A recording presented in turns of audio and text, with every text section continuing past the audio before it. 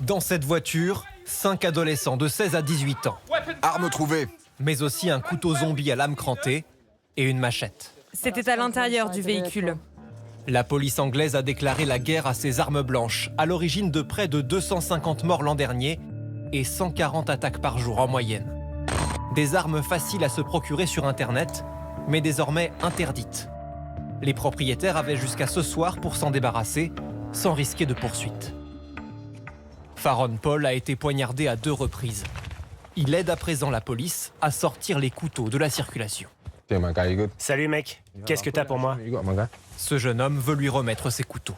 Je les ai achetés pour me protéger, il y a un moment maintenant, après avoir été attaqué et séquestré. J'ai reçu 12 coups de couteau. Je me suis dit, si ça doit se reproduire, je dois pouvoir me défendre. Et la police ne peut pas me protéger, alors je vais le faire moi-même. Ces armes seront remises à la police pour être détruites.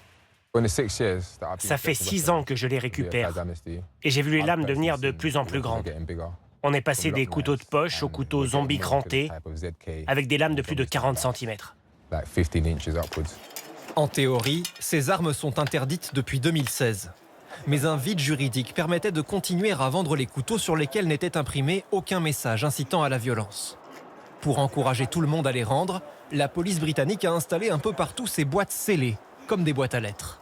Est-ce que ça va résoudre le problème des attaques au couteau une bonne fois pour toutes? Bien sûr que non. Mais c'est bien mieux que ces couteaux se trouvent dans ces boîtes plutôt que dans nos rues. Ces opérations portent leurs fruits. 10 tonnes de lames ont été ainsi récupérées et confiées à une association qui fait fondre l'acier pour lui donner une nouvelle vie. Les lames sont transformées en barres de musculation installées dans les quartiers populaires.